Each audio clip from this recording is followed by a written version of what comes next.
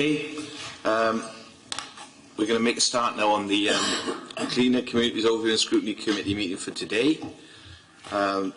We've all got agendas, so the first item on the agenda is welcome and apologies. So I'd like to welcome all members and the one officer today, Rachel Jowett, to today's Cleaner Community Overview and Scrutiny Committee.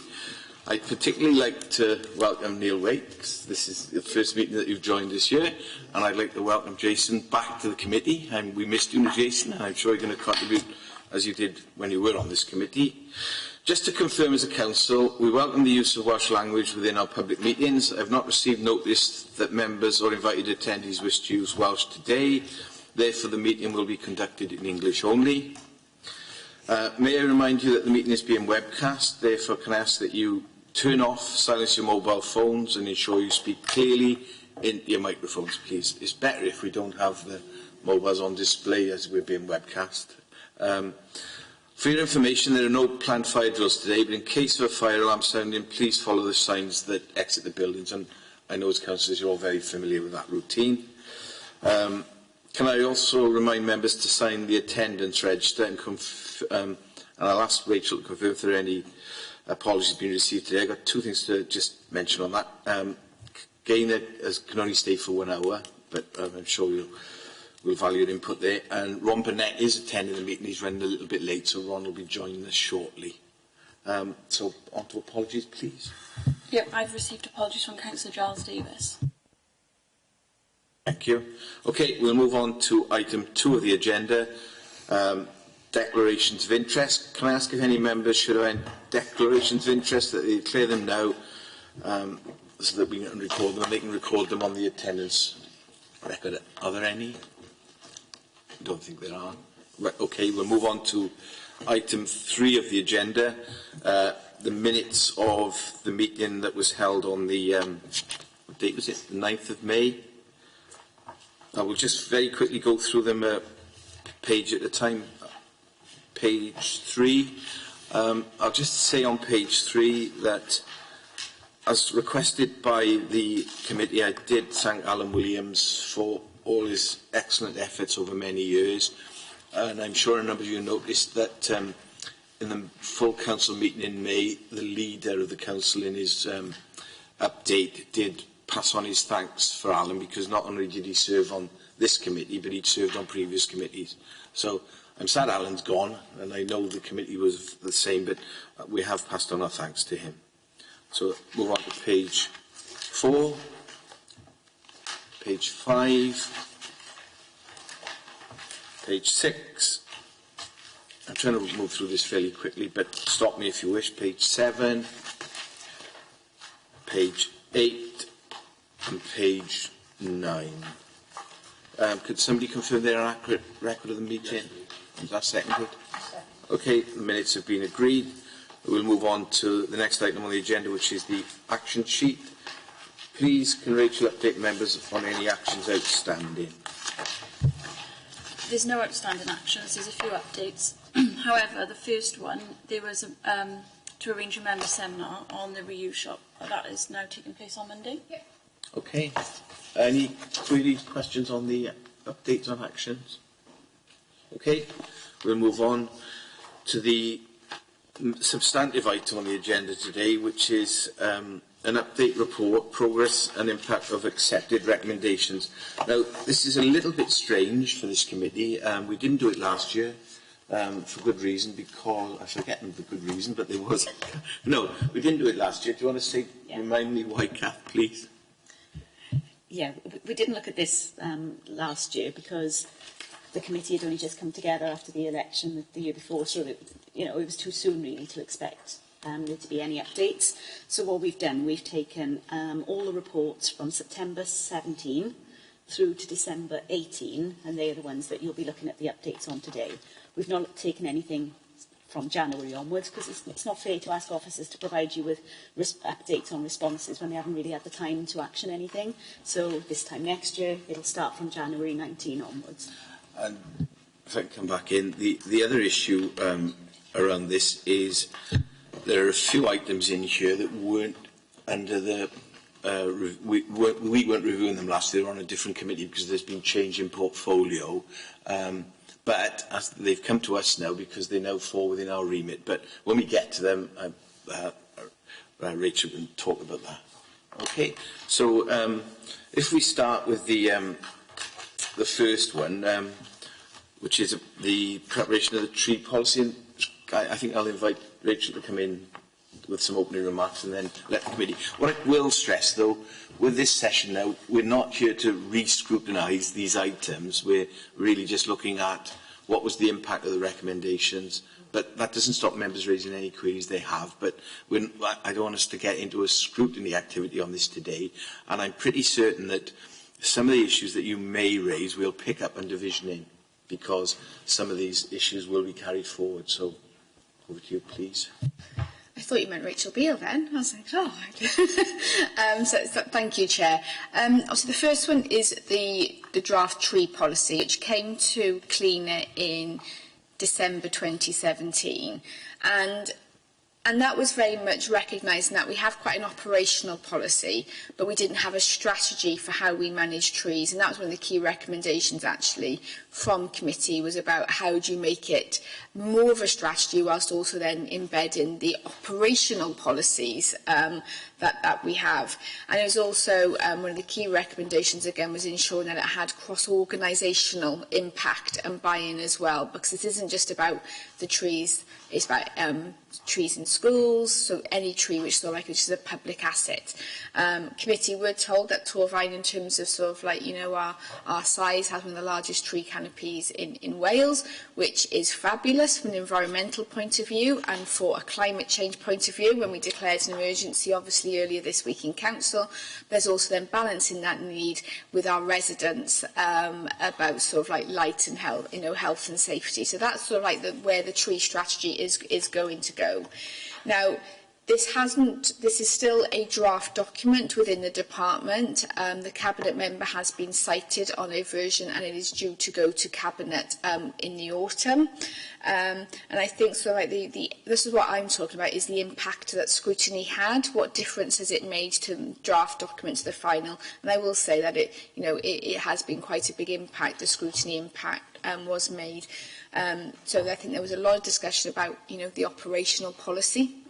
What difference can it make? Ideas for could we have a tree nursery, and that is still being looked at.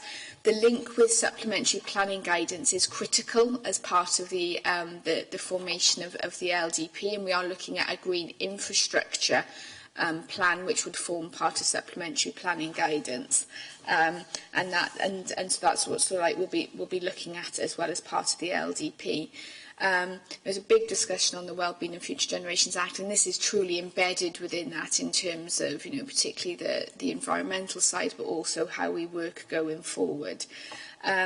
So I think the impact of the committee's recommendations was quite profound. There has been a delay in putting this together, and that's primarily due to our lead officer, our ecologist, spent several months out of work leading on the Cipuentis inquiry. That was the reason why there has been some delay in that coming forward, but it now is on the plan to come forward to Cabinet in the autumn.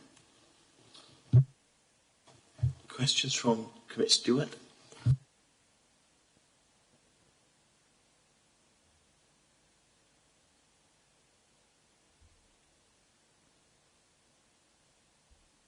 Just wait till we try and get you in, Stu, because of the webcam. Right, that's better. Thank you, Chair.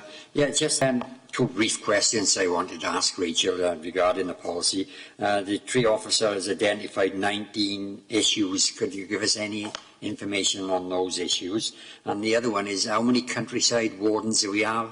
I note that we have one that's taken up the training, but how many do we actually have, countryside wardens? Because I thought they were very scarce. On the number, I think it's 2 or 3, but I'll have to get the definitive number back to you. I'm sure it is 2 or 3, but let me check with the structure, because our street scene structure has recently changed. On the 19, I can't list them off the top of my head. If you wanted me to look at the draft policy, no, the strategy which I had the other week, as you can appreciate, I have a lot of documents coming across my desk. I can't list the 19 off the top of my head. But we could share that with the committee if that would be of interest prior to it going to Cabinet. Yeah, thank you. That would be very useful, Chair. Thank you, Rachel. Yeah, perhaps a broader question, not just on this specific one, but what do we do as a scrutiny committee, well, I guess across all scrutiny committees, to push out the impact that the scrutiny has on the day-to-day lives of the people of the public? We've said that there's been some successes, so do we list maybe the top 3 of those and say, this is what scrutiny has done for the people of Torfaen over the last year? Sure.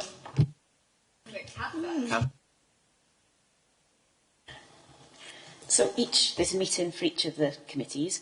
The first one was last week and the last one will be this afternoon, which are webcast and publicised. So obviously we send out a Twitter feed to tell people it's on Facebook that there's meetings, so they could well be being watched. So from that point of view, if somebody's taken the time out to watch this, they'll be able to see that. We've also got an annual scrutiny report, which we take to Council and is going next month, which will talk about what's happened in the last year. The chairs will speak on that and sort of say what we've done. We've never been asked before to do anything, but I can't see that there would be any reason to not put something out there, speak to comms and put something out there to say. I think it's a good point, Jason, and I think perhaps as a committee, when we go forward now, once we've made recommendations, we get the response back. In addition to all the stuff we're doing already, which I think is quite good, we could perhaps put a note in our report that we'd like maybe a press notice of the key aims.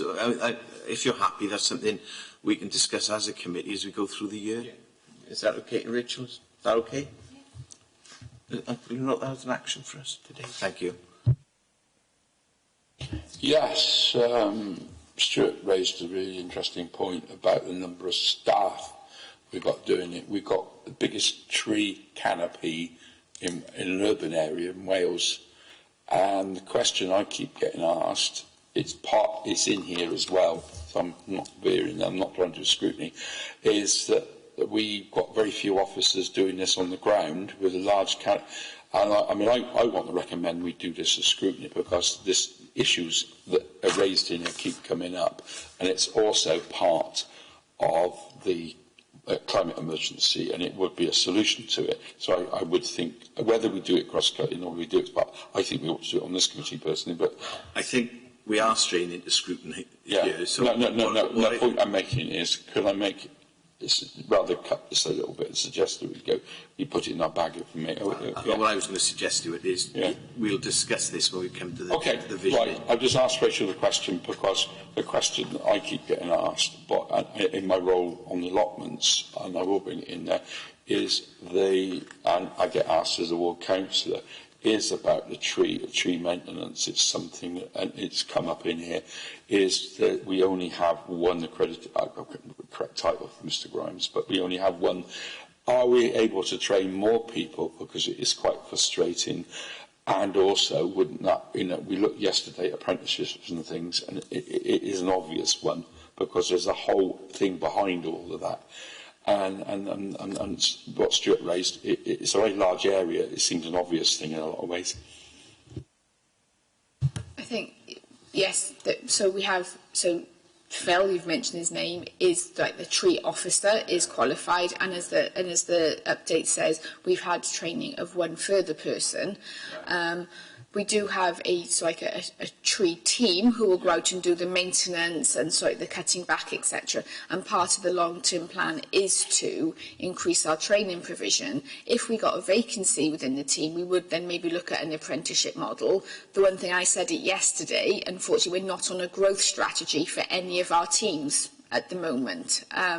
So it's getting that balance between protecting of existing workforce. I'm not going to make somebody redundant to bring an apprentice in, but what we can do is then look at the skills within our teams, make sure they've got the right skills, and have a long-term plan for that going forward. Okay, I think I'm going to take this. We are strained. No, I'm not. In here, there's a lot in this, and if we were to put this in this, there is scope for you for looking at other things. That's the question I was going to ask. Because you do have ways of looking at other things, don't you, Rachel? Other things? Well, look at tree management maybe as a community issue, because this thing that gets brought up time and time again. That's what I was only going to ask. That is not me doing it. Yeah. Let's do it in a minute, please, and then Jason. I just want to clarify on some of the things you say in there in relation to suggesting an item for the basket, in relation to the number of staff. Yeah. Rachel, that's something operational that would not normally come through scrutiny, would it? Yeah. So is there something more specific that you're thinking about? The reason I'm asking this is because in terms of policy, certainly in the allotments and certainly in the land that we own, the obvious solution is to train, like we did with Blind Brown and places like that, with volunteers or I'm going back to experience in other places where you've got well qualified volunteers with tickets, and it then a lot of other things. It's just that seems an obvious solution. I think just for members, there's been a restructure within the street scene team this year. And, and I signed off the report because it's a paid service responsibility. And the whole ethos of the restructure is about community empowerment, training and succession planning and resilience within the department, and working in a way which very much embeds the Wellbeing and Future Generations Act in terms of collaboration, partnerships, involvement. It's not there fully yet where we want it to be, but there's the definite intent for it to be there, and that's being led by Andrew Osborne now in terms of the street scene operations as well. Wanted to come in? Yeah, thank you. Specifically, recommendation 7, I was interested in page 27. We talk about leased grounds, and I'm specifically thinking about rugby clubs, football clubs who haven't got a lot of money. The note there says further work is required to ensure concerns around additional financial burdens for leaseholders are minimised. Can you give us an update as to where we are on that? Fair enough. I've just had a meeting on leasing with Legal and Andrew Osborne prior to coming to scrutiny. There was a policy intent 6-7 years ago, decision made that we would be leasing our sports ground facilities and we would stop the maintenance, and therefore a financial saving on the back of that. That was the rationale, I understand, at that time. What we've led to is that some clubs have taken on leases, others haven't. We're still in a negotiation with some of those, and Cleaner obviously had a report on sports grounds and also community halls just prior to almost like the recess sort of. And it has been an issue, particularly for some of the clubs, in terms of the responsibilities for trees. Because of the cost, the insurance, the risk management of that. And it is something that we've recognised, and actually it was just a discussion right now is about, do we actually, the committee looked at it in terms of our current policy, how is it going forward? But I think it is something we need, because we are ending up doing the work anyway. We are coming in. We're not doing the grass maintenance, that side. There has been, but the trees is one, and also the properties are an issue for some of these clubs as well. So it is something, I think, we were just literally talking about it, is whether or not we need to look at it again, because some of the clubs just aren't willing to sign off the leases, but they are mowing the grass. So it is something, I said, I know committee just looked at it, was it in March, May, wasn't it? In terms of the current policy, and obviously we just reviewing the recommendations now. Jason, this issue has been raised a number of times, and it came up again. It came up again. So, it's not being reported today because it was late in the year. So, I'd like to welcome Councillor Burnett. Ron, we did say no problem. We did mention at the start you'd be joining us slightly late, and we're glad to see you. Thank you. On this one, Ron. Thank you, Chair. Rachel, with the sports fields, say football field, and they're not compliant their lease, what's the position there? Because we got one at Henfless that it's been ongoing, and somebody else has approached me that would like to take it over anyway. How does that work then if somebody else wanted to come and take it over? That was the pitch we were just talking about. Oh, sorry. Upstairs in our meeting. Officers will be in touch. There is a preferred straight way forward for that. There is a waiting list for provision, and that was discussed last in terms of how we prioritise. There is a waiting list for pitches, and there was the principle is that those who've been waiting longest would be offered a pitch. Even if it's outside of their area, but, rather than just people jump, and then it's up to that club if they wanted to accept it or not. Yes. But with regards to some, if a club folds, it's within the lease conditions, the lease reverts back to the council. So that's obviously a situation where we are with regards to heads list. But there is a way forward for heads list, which officers will be in touch with you in due course.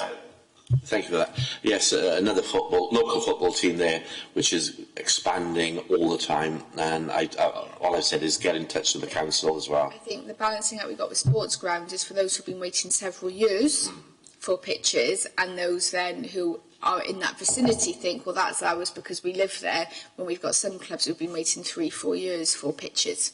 And are then willing to travel, and we had that situation elsewhere. So it is a really fine balancing act, and it is one, as we've done the leases, and I think this is my reflection now, not policy, and make that clear that this is the leasing can cause problems, because as clubs expand or divide, new clubs are formed, we're then creating a situation where the club hasn't got that strategic oversight, because the leases then stay with the existing club, but another club may form on the back of it. And we've seen that, and that's where I think this will need to be looked at again in terms of, particularly where we've got areas where clubs just aren't signing the lease and have no intention of signing the lease. So it's a really tricky one.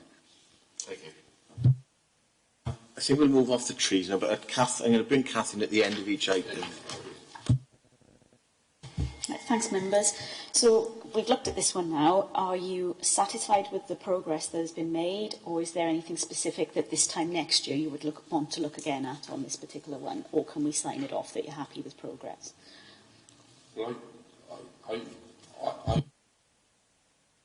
I think I would like to see it scrutinised again, certainly. I think. Yeah, that's my view. I don't mean put it in the basket. What I mean is the updates. Are you satisfied with the updates I'm happy with that, yeah. Whether or not you want to look at it as a scrutiny item will come up in visioning sessions as we go along, but the particular updates that you've been given from the last one, are you satisfied with them? With that. What I potentially propose to members is you scrutinise the draft strategy. That's going to Cabinet. It might not be a basket for this year, in terms of 1920, but you might want to consider it being in your basket for 2021 in terms of the first year of operation of the new strategy. What difference has that made? That would be helpful for officers because it still keeps it relevant, but I think if it went in the basket for September to April, which is what we're talking about, and if it's only going to go to Cabinet in the autumn, it's not really much time to make an impact. Then I'll come back about maintenance issue, because every time I get it on the allotment committee, I get 44 allotments and they're all moaning about the council's maintenance issue. I'll leave it like that. I need a conversation with you about that. Because that's the one we get every time. I've got two other members of the allotment committee. I think we might. Will you agree with me on that, Norma? Yes. It's the maintenance issue is the big issue. And I'm sorry to say it, but that does need attending to. Yeah, but I think we're straying off trees here, Stuart. No, that is trees. Yeah, I want to bring in Stuart Evans now. Sorry, it's trees. Thank you, Chair. I welcome an update, especially about the information they requested with the operational side of it, really. Yes, thank you, Chair. So overall, are we happy with this other than the information that Councillor Evans has asked for? I've just said trees, maintenance of trees. Maintenance is a very big issue. Well, I think we'll discuss that when we get on the visioning session now, Stuart. No. Say it again, because it comes up time and time again on the allotments committee. The maintenance of trees and the dissatisfaction of allotment holders with that particular issue is something I get time and time again on the allotments committee. And this is the only reporting mechanism I found to come. I do talk to our allotments officer about it, but it's something that allotment holders are totally dissatisfied with. I'll say it again. Can I suggest that maybe as chair of the allotments, that myself, you, we'll get Andrew Osborne, who oversees the tree team and the allotments team, will sit down and we'll have a separate conversation outside of scrutiny. Thank you about that. I'm sorry to be that robust about it, but I have to be. Well, the officer's given you a way forward. No, that's brilliant. Thank you. Jason, try and draw a line into this a little bit. Can we say that we're happy with the report as it is, but we want to maintain, or we want to review the fact that we're not putting financial pressure on not just allotments but sports clubs and everybody else over the next 12 to 24 months? I understand the pressure. Okay. Okay, thank you.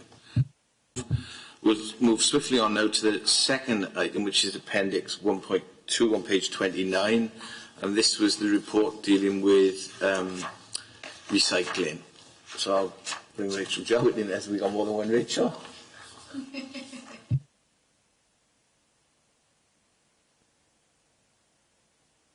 I'm still on trees. Here we go. So, now obviously waste is a key part of the cleaner work programme, and you'll also see that it is in with your basket for visioning. So this report was very much on the back of a Wales Audit Office recommendation that we need to have a strategy within Torfaen. Cleaner had 2 goes at this over the year. The first was, what do you want to see in a strategy? So very much a pre-runner. Then the officers went away and developed a draft strategy, and then they brought it back to scrutiny with the framework for the strategy. What you've then got in the visioning basket for this year is then one of the key actions that fit within the action plan. Now, I think it was a very, very, robust and informed scrutiny debate. It did make a difference to the final strategy. Members very much focused on the education awareness and wanted to see more profile of that, and that was done. You also asked for particularly in the curbside, for more involvement in RAP. Obviously, RAP came along to the meeting to talk about that and how well we're doing to monitor with waste audits and behaviours on the ground. You made obviously strong recommendations about the continuation of the food bags, which we've been able to continue. And then this is linked to the visioning one. Recommendation 6 was about replacement receptacles at community locations, and part of our visioning is the recycling for the future, because we have to replace our vehicles, and if you replace vehicles you have to look at containers and everything like that. We then had quite a bit of, obviously, conversation on enforcement. We don't enforce at the curbside in terms of people non-complying. We've very much gone down the behaviour change route, working with residents, using the waste warden approach to do door knocking where we are having issues. So I think, the impact of scrutiny was impactful. It did make a final version, change to the final version. So that strategy went to Cabinet in March, so officers are now in its implementation phase. And as I said, you now have a basket, and one of your items for visioning is one of the key actions from the recycling strategy, which is about the future curbside provision with the vehicles we have to procure in 2 years' time, because our vehicles need replacing. Members in. This item in particular is one that really impacts on all our residents. So, as a committee, we were very energised to discuss this, and obviously it's still in the basket, which we're going to discuss in a minute. So, I'm pretty certain this is something we'll want to keep on our radar ongoing. But I'm not trying to preempt what my colleagues are going to say, but this is an issue we're all dealing with all the time. But I'll bring colleagues in now, and I'll start with Stuart. Thank you, Chair. 2 very brief questions, really. The one is relating, I was been accepted the sorting of the bags at the Waste Recycling Centre, because I've had numerous residents approach me that are not happy with the situation. I can understand the rationale for doing it. That was the first one. And the other one is recommendation enforcement. Responsive executive member was going to approach the Minister in this regard. Has that approach been made, or is it going to be made shortly? So with regard to the HWRC, we know it's a change. We did recognise in all the reports which went to Cabinet and then in the members' seminar about how we protect privacy whilst also pulling out recycling. And I think, the evidence you see was that there was so much recycling in the black bags going to curbside, and we modelled that it would give a 3% benefit to our overall recycling rate. And at the moment it is on target to deliver that. That is the amount of recycling that was in the black bags. This year, in 2019-20, we have to hit 64% recycling. We were at 61% last year, and the HWRC changes were seen as critical to do that, otherwise we would get fined. And for every 1% fine, if we hit 63%, that would cost the authority £100,000. So there is an environmental benefit of doing it, there's a financial benefit of doing it, but we also recognise that it is a change for the residents. We know some residents aren't happy, but I will also say that in terms of the overall scale, nothing has come across my desk, nothing has come across the executive members' desks in terms of complaints, and the operation on the whole, the communications, I think, were done very well because there was stuff up, people were given information before they were going to the site. I think there's probably, for those who might be new to the site because of changes that have happened in counties elsewhere, so I'm thinking of particularly of the Blaenavon residents who might not have used the new insight previously. They're now being forced to because the changes Monmouthshire have brought in. They don't allow out-of-county visitors, it's permitted only. So that will be a change that they might not have been expecting. But overall, I can say I do believe it is the right thing to do, and it has gone down very well. Can I come briefly there on that one, Chair? Yeah, I appreciate what you were saying, Rachel, but have you seen any increase in fly tipping as a result of that? You mentioned the environmental aspects of it, but that's one aspect that I'm concerned about, is more fly tipping taking place. See, it is early days. No fly tipping is acceptable. But obviously we are looking for trends, and so far there is no indication that we've had an increase in April, for example, compared to April last year. Was around the ministers. Yeah, so the Cabinet member attends regular meetings on a regional level with other Cabinet members, and that feeds into a ministerial programme board on waste specifically. The enforcement is being trialled in particular by Rhondda Cynon Taf and Swansea at the moment in terms of does it work and doesn't it work, and we're watching that with interest to see whether or not it is something that has a beneficial impact in terms of increased recycling and take-up. So she hasn't written to the Minister explicitly, but what she has done is engage in all the forums where this is discussed, and we're watching with interest what's happening in the other authorities. Sorry, Chair, can I come back in very briefly? So is there any timescale there, Rachel, when something concrete will come back?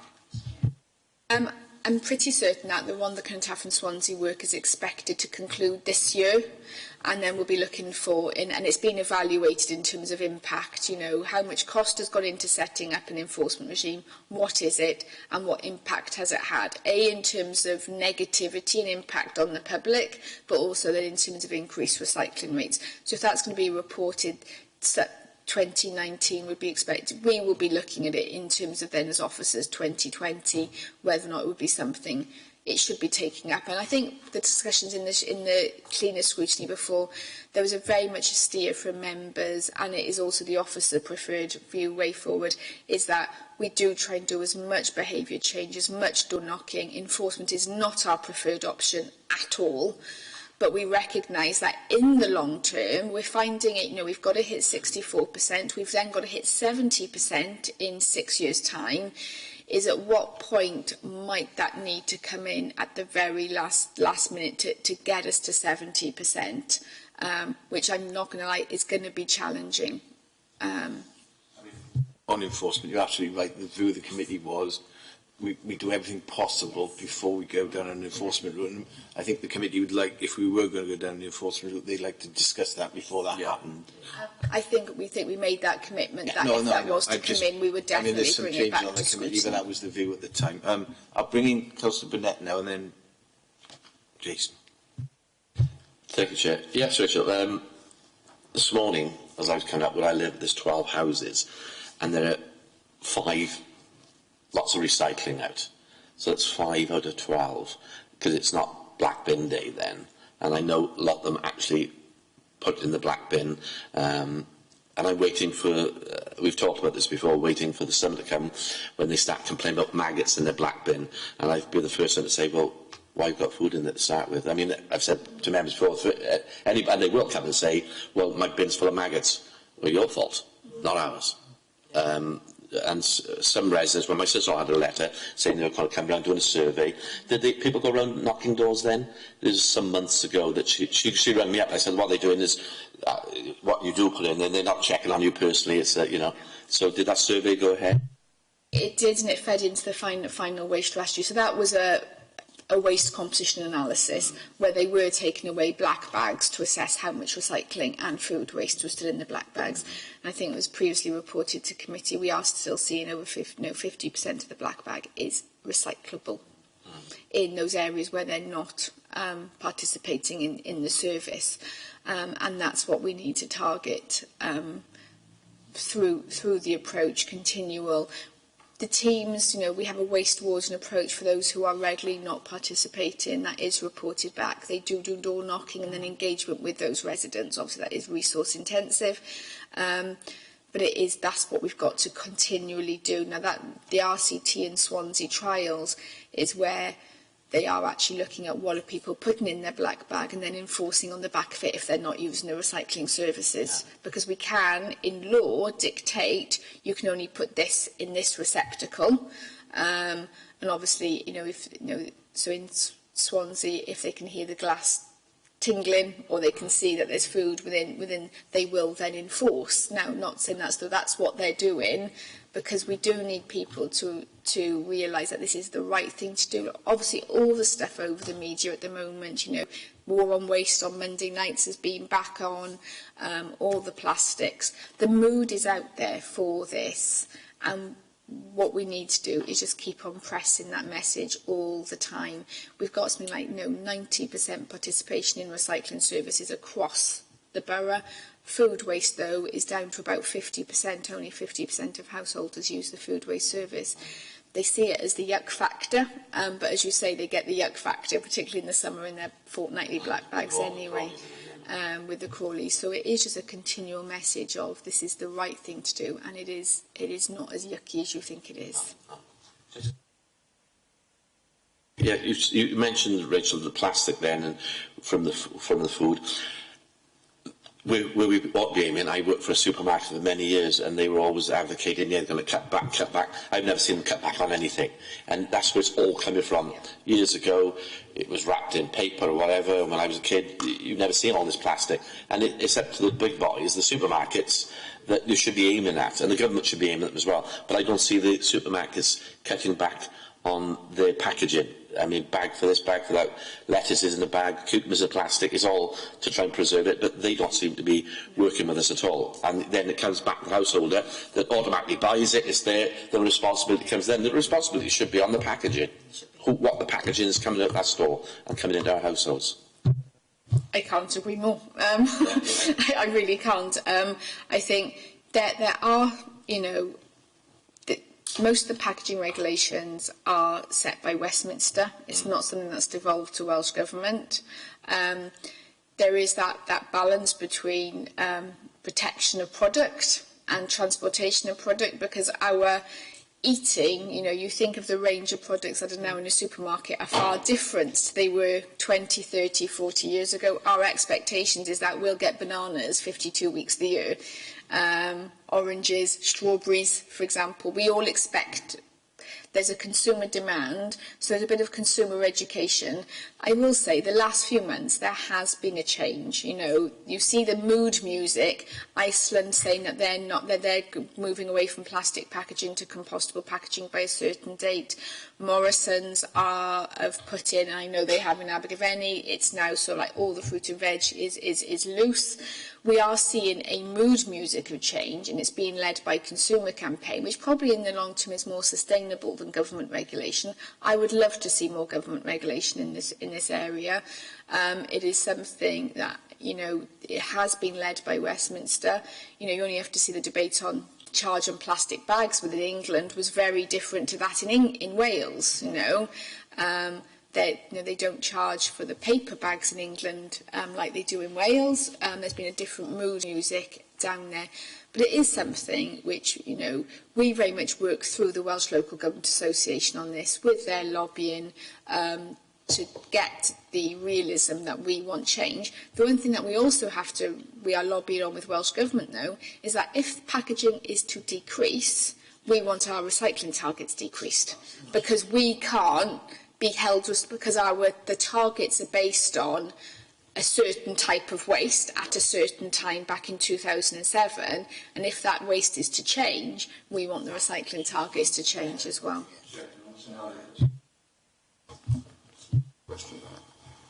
I'm wary that we're starting to scrutinise this. If you bear that in mind. Yes, Stuart asked the question on fly tipping rates that I had. I just wondered, has the volume of traffic at the recycling centre decreased since the changes have come in? Can I get back to you on that and ask the operational staff? I can just give you a personal experience. I use the waste centre very regularly. I have certainly noticed a decrease, although on certain days I went up there this week and there was quite a queue, but I've been up there about 10 times in the last 3 months and it's lighter, just on my personal experience, Jason. Yeah. That's my point, I think, is we've almost made it too difficult for people to use the facility, so we'll see an increase in the rate of recycling at the site, but we'll see a decrease in the number of people using it. And we're almost creating a tsunami of waste that's sitting in people's houses. Well, I would then question, because what we were expecting, and I'll have to get the officers to do the stats, we were expecting an increase in recycling at curbside. Because they can only put so much in their black bags once a fortnight, and what they were doing was using the HWRC to take that overspill, because they weren't using the recycling services to take it down to the HWRC. So we were expecting to see a reduction in traffic at the HWRC in the long term, as people then realise, you know what, I'm going to have to recycle this anyway, so I might as well use the recycling provision at the curbside. So we were expecting both those benefits in a way. Can I say that the one thing I have noticed, and it's only anecdotal, is the number of Facebook traders who are offering to take people's waste away for, I've got a white van, I'm licensed, yeah, no problem. Those have gone through the roof. So I think people are using those, and that's not a statistic we're ever going to get sight of. We've got to be careful. We've strayed a few times now into scrutiny, which is going to prolong this meeting. Stuart, come in quick. A couple of very quick observations. The chairman of allotment has actually put a recycling bank into the allotment because people were using allotments as dumps, and we've stopped skips on the allotments for that very reason. The black bag thing on the lot has caused a lot of problems because they've had to go down and sort it all out. So you've had a very profound effect there. As far as the business with what you said about tonnages, etc., down at the that is a very moot point. Is that going to change the whole thing? Because this is gathering a pace at the moment about plastics and paper bags and all the rest of it. Is that going to affect our? Because I can see that the mood music, as you use it, is something. It's going to change the whole of this. Our tonnage is just going to change. I can see that happening at the moment. Yeah, I think you've answered it, but I just wondered whether they caught on down there about. We've covered that, Stuart, in the previous answer. So, Kath, do you want to come in now just to members' final? Okay, so same question again. Are you satisfied with the progress that's been made on the strategy? As Rachel has commented, in the basket of items there will be the next part of this, and I would imagine that every visioning session for the next however many years will have something in it that leads on from the action plan that was in the waste strategy. So are you happy to accept this? We get a nod, so the answer is yes to that. We'll move on, which is on page 1.3 is on page 36, which is the update on the impact proposed for improvements from the Wales Audit Office. this is a review that Wales Audit Office did of the Waste Service, came to scrutiny a few times. The key outstanding recommendation was about the sickness management. We do have a 17 to 18% sickness rate within the department, within waste services. Now that is, it might seem high. I would say that is operationally normal across those types of services within Wales. What they were advising was that we needed to do more work. We have done a lot of work with HR to understand the reasons for sickness and how we do it. And obviously members will be aware we have changed the recruitment model for the waste services, where now it was, if I just put it in a blunt way, we used to require, on a given day, we need 78 operatives to get our services out. We only employed 78, and the remainder to cover holiday, sickness, training was covered by agency. We have now, particularly for holiday cover and training, we have brought in a core, we have brought in 30 more members of staff, and we only now rely on agency for cover of sickness, which obviously we can't always predict. That will give us greater resilience within the service. It gives us greater ownership, and also to allow for sickness management, because obviously if an agency worker is sick because they're covering somebody who's sick, that only makes things harder. The department within neighbourhoods is also going to be a trial for over 2019-20 on how we manage sickness differently. This is something that's been looked at corporately to try and A, support employees better if they are sick, and B, also to reduce the cost.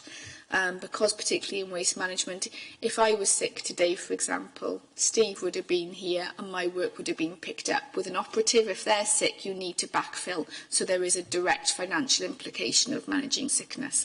So that's why we're looking at that then. And so I'd say, we have done what the recommendation is asked to do. And, the committee obviously looked at it. They were concerned about the sickness rates and what we were doing. And hopefully this will sort of like evidence that we are doing what we need to do to manage the situation. From memory, what the committee were really concerned about was the number of agency staff that you were bringing in and the issues that was arising, and then the related issue to that. The reason you happened to bring them in was because of sickness absence. So I think you've covered that. But any other, Jason? Did you engage the unions in coming up with a strategy to reduce that rate? Yeah, unions have been fully part of the process and the recruitment model, and are involved in the sickness workshops as well. Very briefly, I attended the education meeting where the unions and the management were there, and they referred back to this cross-referencing. I think it's a good piece of work, this. I think the committee sound to me like they're happy with this, and progress has been made. And I think we'll move on. And thank you. Cut you out there, Kath. But no worries. No. Put my mic back on. We'll move on to the next item, which is this is a difficult one for us. This is highways maintenance. Obviously, this was not an item that this committee scrutinised last. No, there may be some of you on there. I'm not going to stop questions being raised, but what I'm saying is the majority of us on this committee weren't involved in this scrutiny activity last year, but it is now within our remit, and that's why this report is with us today. I've put that as just a starter, but it's open for questions now. Sorry. I think obviously this is one, as Councillor Jones has said, this was much safer looked at previously, and it is quite a detailed response because officers wanted to demonstrate the impact that scrutiny had had. It was a really, really good scrutiny debate. There were changes made to the document and the way that the Highways Asset Management Plan is to run and how the work of operatives was to run, which is a result of scrutiny. So it did have a big impact. It was endorsed by Cabinet last month. Looking at Rachel, I got so many reports going forward, I can never remember when they've gone. So the HAMP has been signed off by Cabinet, so scrutiny did have an impact. The big things were particularly about sort of like the descriptors within the Code of Practice to make it absolutely crystal clear what we will and what we will not do, and also how we will go about it. There was also the discussion particularly about the classification of roads. There was quite a big debate about the target setting, and you know the response is that we won't be going with the 8%. We consider that to be too high. We know that the condition of our roads is a very public and emotive area, and it is one where we try to use the money that we've got as good as we possibly can to prioritise the highways maintenance programme. The key thing as well that came out was about communications and engagement. So again, this year, as a result of scrutiny, members would have received an email to put forward roads within their wards. And I will say there's a meeting with a cabinet member and the cabinet member and the leader next week to go through the draft programme, taking on board the views from members, and then members will get that feedback then about what roads were chosen and why. So again, that was directly an impact from scrutiny to have that input into the process, recognising they didn't have it previously. So as a result of the scrutiny as well, because it was very robust, we did get the document peer reviewed by Swansea Council, because they are seen from the Institute of Civil Engineers as some of the leaders around highway maintenance operations. And they actually felt it to be a really good document and shared best practice between ourselves and them, so they sort of signed it off and endorsed it, and that was all done prior to Cabinet. So scrutiny did have an impact, it did make a difference, and highways isn't on the basket for next year because this is in operation. Again, if I was to suggest to members, you probably wouldn't want to look at it next year, but maybe in a year or two's time, in terms of, well, what difference has the change in the highways asset management plan had to operations, and also the service that is seen out in our communities. Thank you, Chair. Rachel, you mentioned about members being approached about prioritisation, really, of carriageway resurfacing, possibly. How well has that been received by members? Has there been a good response to that? I'd have to get back to you on that. I can just maybe send Kath an email with the number of just outlining how many members did respond. Just a clarification question, really. It talks about percentage targets. What are the percentage targets of? What does that refer to? So which page are we on, James? Well, all of them, really. Okay, Can I pull up the PAM definition? Because that's what it relates to, isn't it, Kath? A, B and C roads. It's percentage of the length of in a suitable condition. So the length of the network of that classification, how many of them then meet the standard which we have set. Is that right, Kath? Yeah. Okay, right. There's a national indicator that all authorities in Wales have to report on. It's a PAN, which is a public accountability measure, and it's the percentage of A, B and C roads, and their individual ones, and then brought together cumulatively at the end, of roads in overall poor condition. So what there is the numerator and a denominator for that. So the denominator is the total length of A roads that they've inspected, another one for B, another one for C, and then the numerator of that is how many of those that were inspected were of poor condition, and then it makes the percentage from there. Okay. I'd like to say thank you for that, because this has made my work on understanding what we're talking about on the planning committee a lot more useful, because we get this one all the time. The communicating the packages, doing that has been much easier in a lot of ways. I don't know what Norma thinks about it, because you were on this as well. Oh, this as well, were you, Norma? You did this one as well, didn't you? No, I didn't know. Okay, now, all I'm saying was the bit about communications was important, because actually communicating to the public and communicating to fellow councillors about the states of road, because that's where the biggest issue was. We had somebody on who was expert, but we got a little bit bogged down on that. But this condition, the road conditions for members and public, was the most important single thing that came out of this. I thought non-technical. And that's the issue of this, because I think where you've gone the latest Chancellor Roads, I think we've got a good issue on it. That's what I was going to say. you're thinking it's made a bet. Yeah, okay. Right, I'll bring Ron in now. Thank you, Chair. When we see on the highways Cumberland Drive and whatever, I mean, people's perception is Torvine wasting money on roads, there's nothing wrong with them, and I'm trying to explain to people what doesn't come under our remit. That's 4042 is Welsh Government. yeah, that's what I mean, the Welsh Government, and there's other big highways, but they think when they've been doing that, we're wasting money because people say, well, there's nothing wrong with it, they've got potholes here, but I can explain it, it's not ours. I think people gamble at that. there is, the high-speed roads will have a higher need for maintenance because of road safety. So the officers, when they are particularly inspecting the A roads and the 60-mile-an-hour roads, so your Cumberland Drives of this world, it will have to have a higher standard of maintenance than a 30-mile-an-hour road in an urban, in a residential area.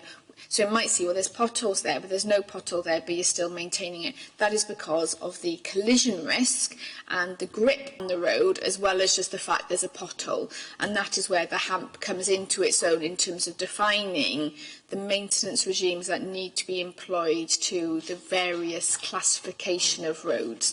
And I think that is one we did recognise, and again, we're currently working with Lindsay, the communications officer, because we said we'd do more communications, is on the back of the capital programme announcement, we'll then be looking to do to raise the awareness of why we make certain decisions, as well as just promote the roads we're doing. And we know, I'll be honest, that we haven't got the budget to do all the roads we want to, and we'd love to do more. We really would love to, officers would love to be able to do it, and there is always that balance between the reactive and the proactive, because obviously you want to be as proactive as possible, but we still need to react as well, particularly after instances of bad rain or ice or snow, then there's always going to be a demand coming in as well. Jason, please. What is the budget shortfall that you have currently for maintenance? So if we were to bring, the backlog figure is in its millions. I want to say 8. No, you know what? Can I get officers to come back? I don't want to make a figure up, but it's within its millions to bring it back. But the problem is, as soon as you bring it back, you still have to maintain it. We are straying back into scrutiny here. So, on this, Kath, do you want to come in now and see if everyone's happy or not with this? So, is everyone satisfied with the progress made on this one? Yeah? Yeah, move on then. Thank you.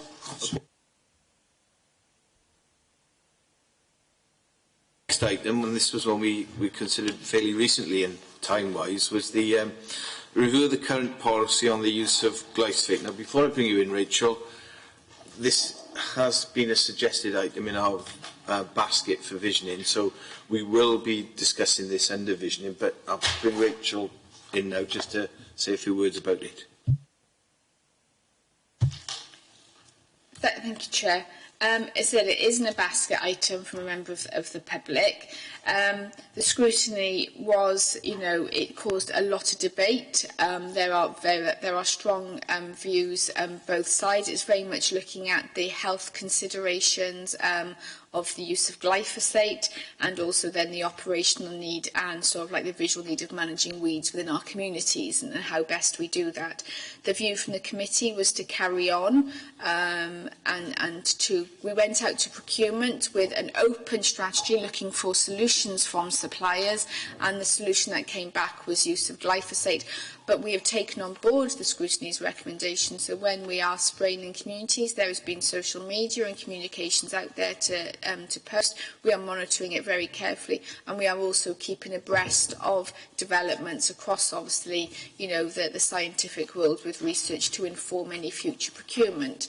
So, scrutiny made a direct impact on the operational practice of the council, and, we are keeping it under review as scrutiny asked. Obviously, it is one that's come forward to be reviewed again, and that would be up for scrutiny to determine. But it was a really good debate and did really help inform the procurement, which was what we wanted.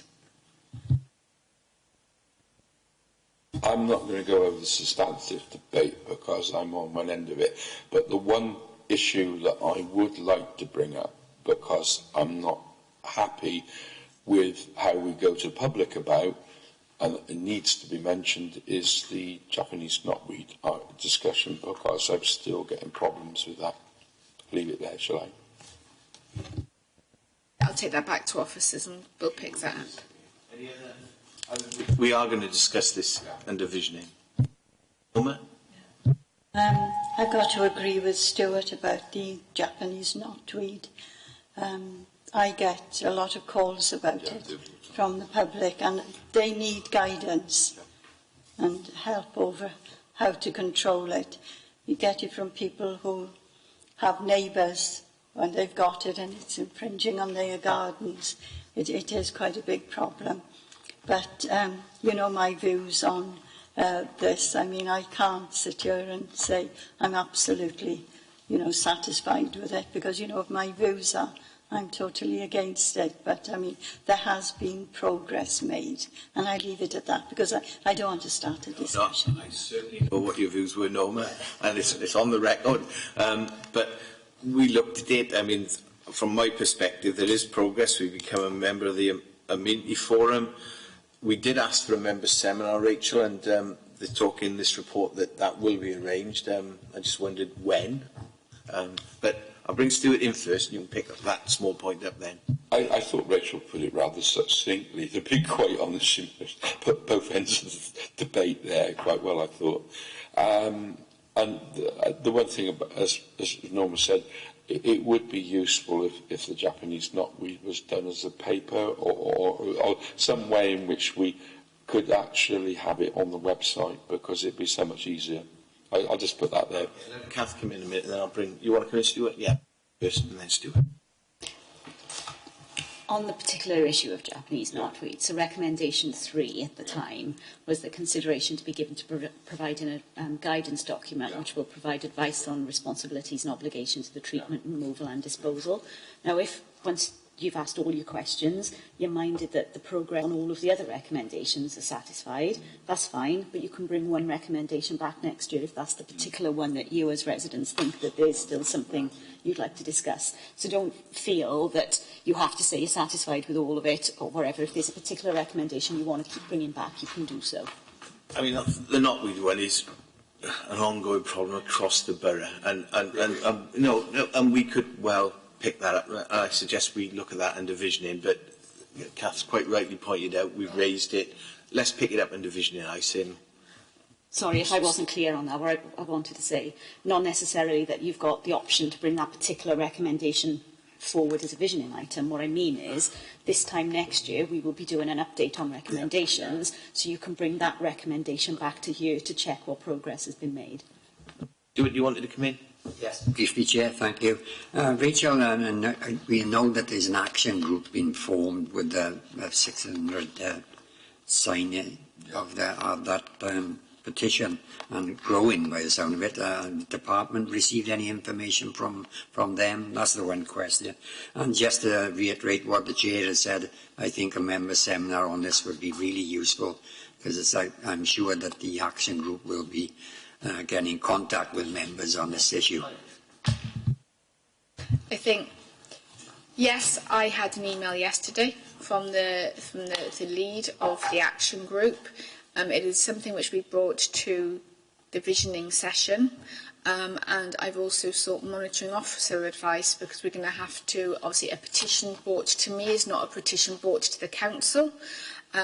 I would suggest that if the petition is to be brought to full council and debated there, we wouldn't need a member seminar, because it would be covered under the petitions council process. So on the back of what we decided to do at scrutiny today, Kath and I are going to have a discussion with Delith and Nancy about the response back to the action group, because they might want it to be a petition or they might want it to be for scrutiny. We wouldn't have it going in both places, and it's obviously we've got to do something which is relevant for that group, so we're seen to be fair and open in how that petition or their request for scrutiny is received. It could, you know, I don't think we'd be looking to scrutinise it and do a petition in full council. Would be my advice as an officer, because it'd be the same debate happening twice. Is that okay? So I think the issue now is, are we happy that in terms of the impact that we're satisfied with that, and then what we're going to do next will be discussed in a minute when this meeting finishes in the vision and strategy, because a member of the public has asked us to consider it. It's on the list, and we will do. Can we move on that basis? So can we say we're content that... Yeah. Can we check? Yeah. Do you want recommendation 3 to be brought back next year, or are you satisfied across the board? I prefer to see it. Sorry. I think it should be brought back. I'll just be quick, because Yeah, I know yeah. we're short of time. I concur with Councillor Barrett. I agree with that. I agree with the discussion. Okay, well, we'll discuss that in the next meeting. Okay, so we're going to move on, Kath? Okay? I'll leave my mic on a minute. We're going to move now on to... this is another one that we didn't review last year, but I'm looking round at some people. Right, this is another one that's going to have a lot of interest from the residents of Torfaen. It's the review of environmental enforcement car parking policy and the introduction of an in-house civil parking and environmental enforcement service. Rachel? So obviously this is one where car parking enforcement now sits within Cleaner. Environmental enforcement sits within Prosperous. So if this was to be, because public protection sits within Prosperous committee. So we obviously are going live in next week. You had a member seminar on it 2 weeks ago regarding the service. There was a lot of scrutiny and input into the developments, and I will say it worked really well, because it really helped us steer the policies and the guidance documents, and I think in particular the policies prior to them being presented to the executive for approval. We know it is one where car parking is very favourable. We do support, obviously there's been the external environmental enforcement the last few years, so bringing it back in-house was a view from safer scrutiny in particular for the environmental to be brought back in-house, and the car parking option was always for it to be an in-house service, and so what we've done is brought the two together. Now we are the only council bringing the two together. All other councils operate two teams. Lucky for them, we couldn't afford to run two teams. We really couldn't, because it is a subsidised service, particularly on the back of the environmental side. Now, if I was to propose to scrutiny, again, for this to come back, it probably wouldn't be for this basket because it's too soon, but I definitely think that in 2020-21 a proper scrutiny review of the operational impact and differences made would be a really relevant one for the basket for visioning next year.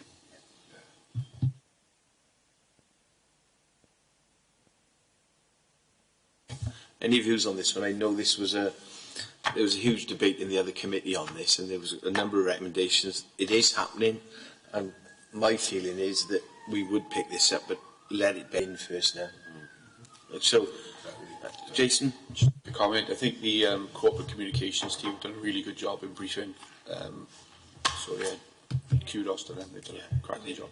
The issue I'm well aware of, in terms of we've got to be out here by 12:30 because there's another scrutiny committee coming in, so we've got to be careful in terms of timing. So, Ron? Thank you, Chair. Just let you know, I've got another meeting at 11 as well. Yeah, no, that's right. That's right. It's just all running. Yeah, I got the car parking. I mean, I think you said you've got to let it bed in, but we've got to look at and be serious about. I mean, I can take, it's not my ward, but it's another ward, and there's cars on the pavement. There's just nowhere for cars to park in certain areas. And when it comes out that they're going to start putting tickets on all these, take Alan it is actually. I can take you up one street, and there's one guy got 7 cars in a family, and they're all his, and people complain about it. But I can take the street all on the pavement. It's everywhere. Oh, I know, but so if you start enforcing, we've got to look at it sympathetically as well. Where are they going to put their cars?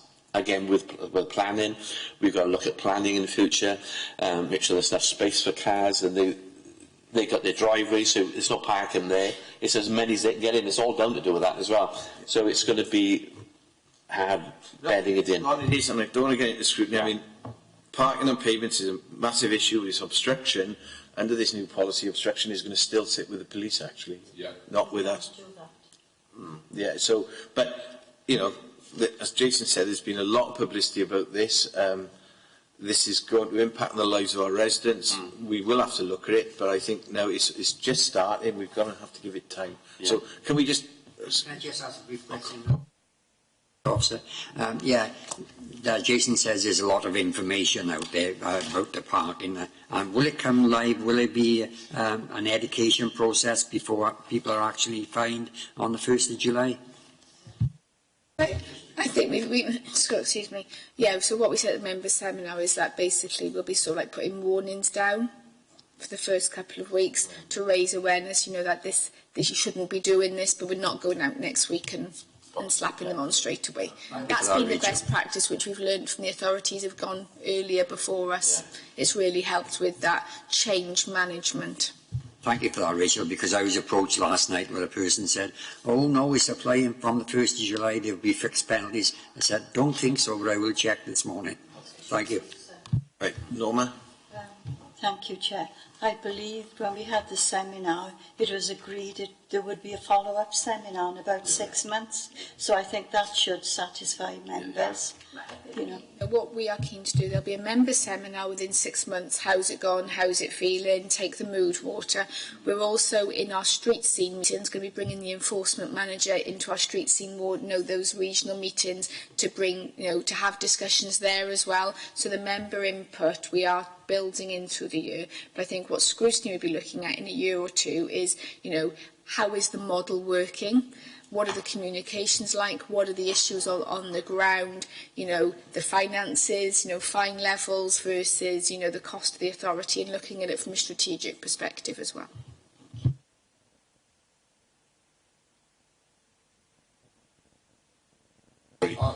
I'm going to ask you a very fundamental question, as I wasn't at the seminar. Are the enforcement team 24/7? No, they're not 24/7. It is 7 days a week on a shift pattern. Thank you. I didn't know that. I've been asked that question a lot of times. Thank you. So can I bring Kath in now to try and close this one down? Just for, there seems to be good progress on this. And yeah, no, cool. Sorry.